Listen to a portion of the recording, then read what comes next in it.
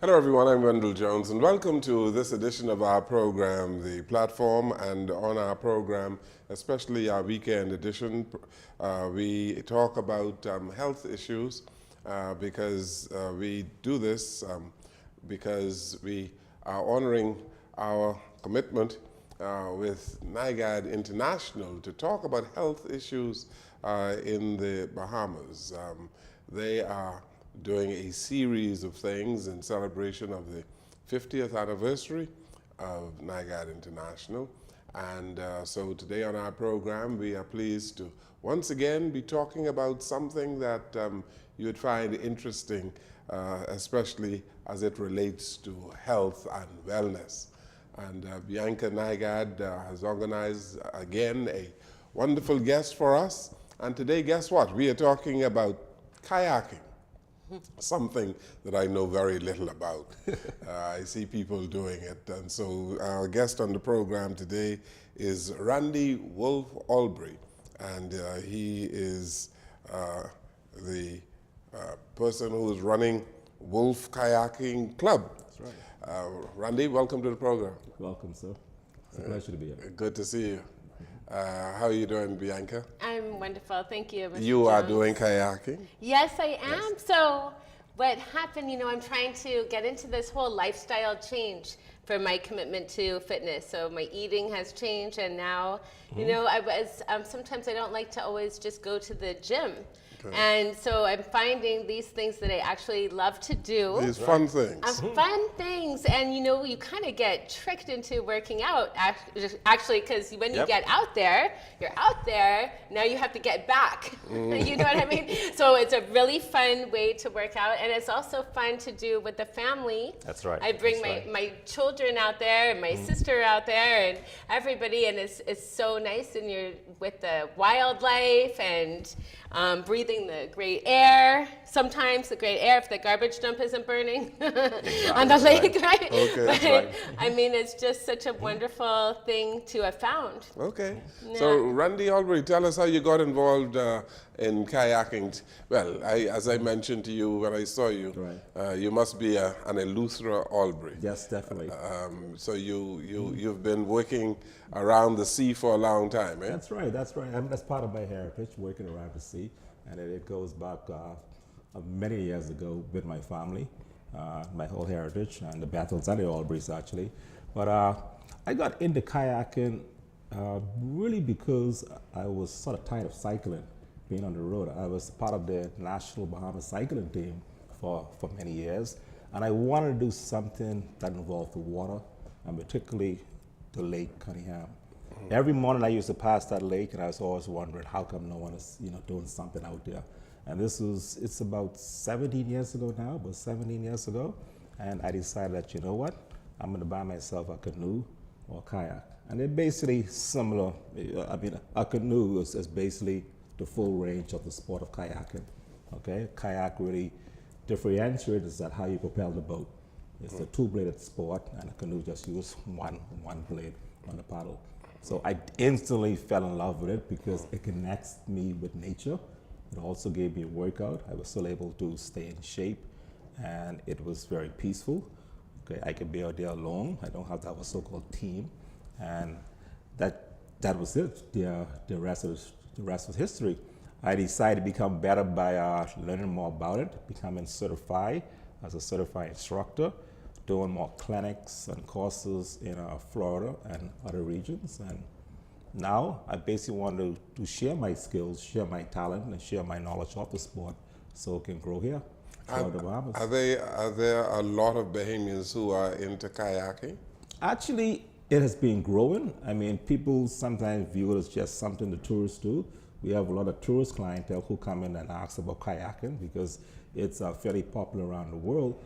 And more the locals are getting into it, okay, as a sport and also as a means of recreation, especially on Sunday afternoons or Saturday. It's just something for the kids to do, okay? But one thing about kayaking is that it's a lifelong sport.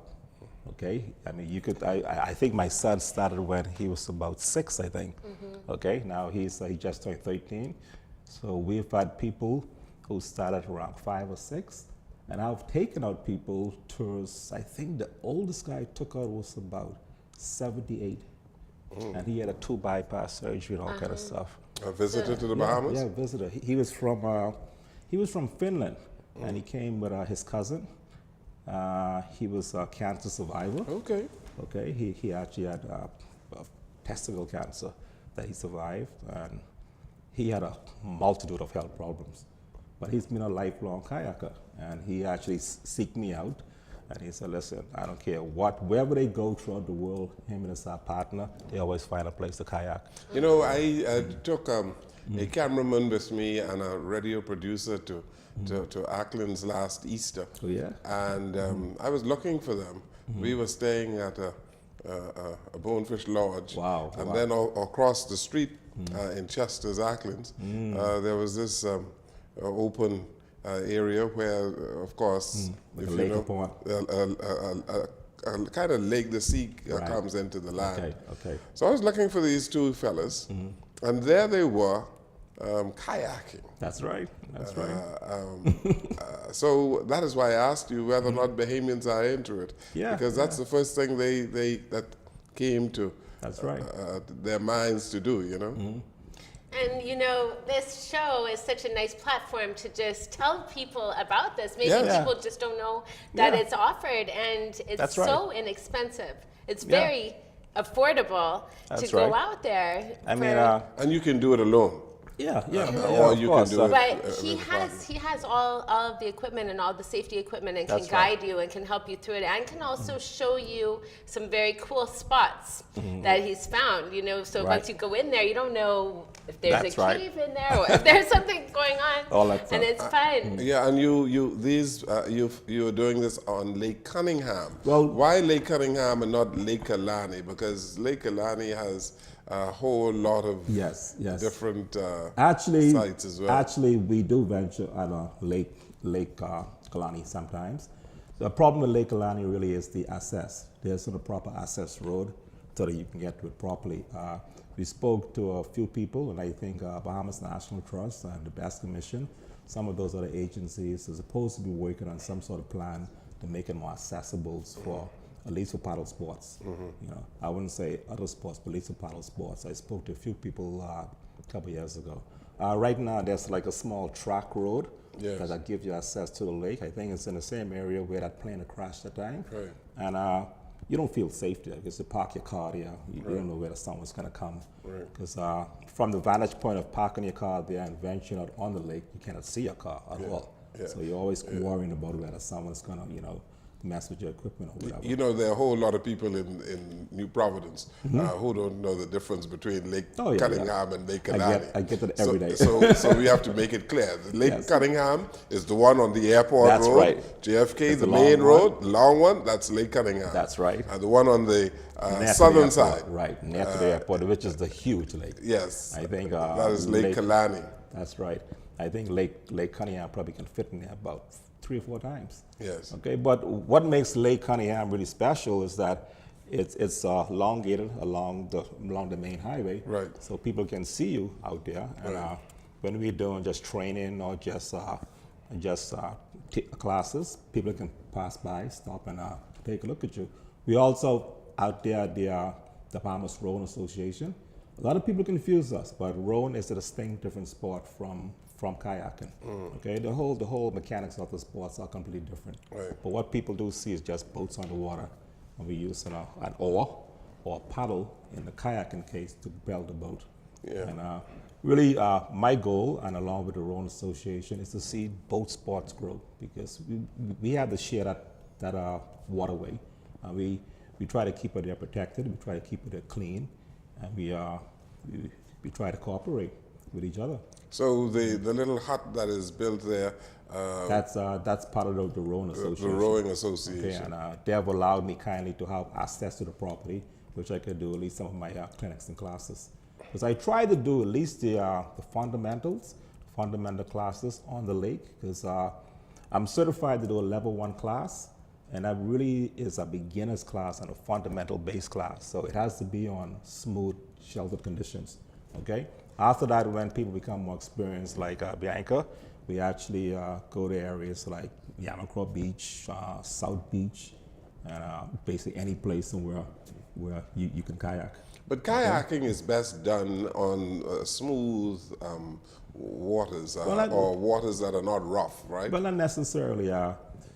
People don't I realize don't see them in rough waters. Yeah, people kayak in rough waters, Yeah. on rapids and everything. Yeah, everything. There's different branches of kayaking.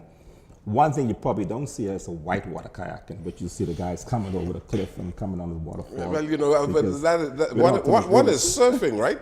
Yeah, and then That is surfing. And then When you also, when you do it on rough waters and you have a whole lot of breeze blowing, the wind is strong. Yeah, Because I see it by me all the time. People going all the way out. well, that's what I do also. You are a surfer as well. That's what I do also. My skills assessment is at a level 3, international skills assessment under the American Canoe Association. It only goes up to a level 5, so I have some skills. Okay, about a month ago,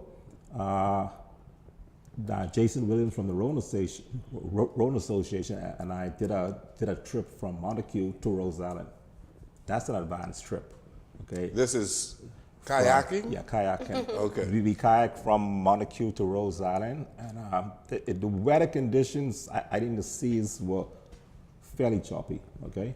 I mean, I think there was a little small craft running out that day and the day before. But is it safe to be kayaking I would advise in no rough one seas? I wouldn't advise no one to do it unless you're assessed by me or someone similar to me in terms of your skill level. Okay. So that's one mandate I preach, is the safety of the sport. Okay, you have plenty of people out there and say, oh, well, I can do that. Let me give myself a go at it. And they're usually the people who we end up rescuing. I've been called to search and find for a couple unfortunate incidents in which someone went on their kayaking and they never found them again. I've been called for a couple of circumstances like that, but I'm qualified for it, you see. I'm CPR registered, and that's part of my training. I have to be licensed to be CPR. You're licensed by whom? By the Red Cross. My certification. Red Cross have people who are able to certify you in the Bahamas in kayaking? No. My certification from kayaking comes from the American Canoe Association. Oh, okay. Okay, which is the premier association for certification in North America. I also have clinics and certification courses from BCU, which is British Canoeing. Okay, that's the two probably foremost bodies of education for canoeing and kayaking sports in the world, under the British Canoeing and the American Canoe Association. Then there's also Paddle Canada, which they all follow similar curricula, in which you have to be tested, you have to go through days of training to actually be certified and assessed for your skill level. What does it do to your overall, in terms of physical exercise? What does it do for you? Well, from the physical side, the first thing kayaking and most canoe sport do is develop your core, okay? Because you're actually propelling the boat by the rotation of your torso, so your core muscles develop. It strengthens you overall. Your arms get stronger, and also your legs, okay? Actually, your legs are also involved in the process of propelling the boat. People don't realize that because you may be sitting down low, but your legs are actually moving at the same time that you're moving your arms. That's what's helping to push the boat forward. It develops your mental clarity. It develops your muscular tone overall. And on the mental side, it gives you a lot of peace, just being connected with nature. It improves your awareness, and it's just so many benefits.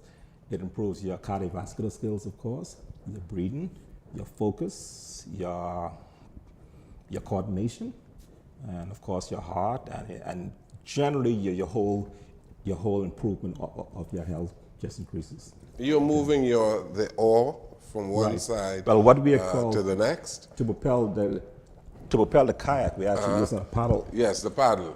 I want to show you something. Okay. This right here, it doesn't look like a paddle, Yeah.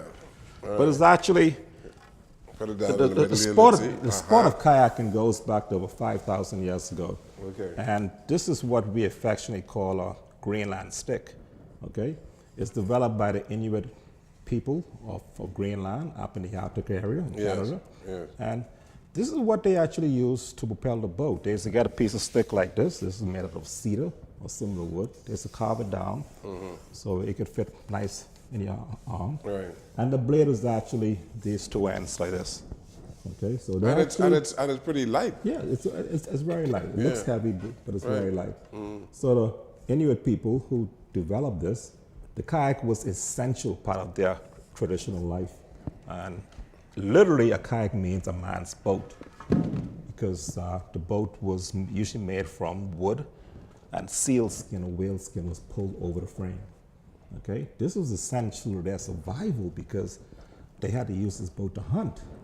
Okay, so it's the real meaning of it means a man's hunting boat, and not to say that the female or the women of the village wasn't part of it because they were an integral part of this. The boat was usually measured and stitched so a man or a young boy can fit inside, but the female of the village did all of the stitching, did all of the sizing and everything. So the man of her household, she had to make sure that boat fit properly because he had to go out there and hunt and bring back the food to supply her and the rest of the village. Okay, so that was essential. And that's how basically the tradition passed down. It came down to the European man and then they brought it out. And then European man really didn't understand what this Greenland stick was all about. So they saw the paddle. They wasn't too sure of how to use it, so they put two blades so they end up the shaft. And that's normally the paddle that you will see, a typical paddle with a shaft and two blades to the end of it.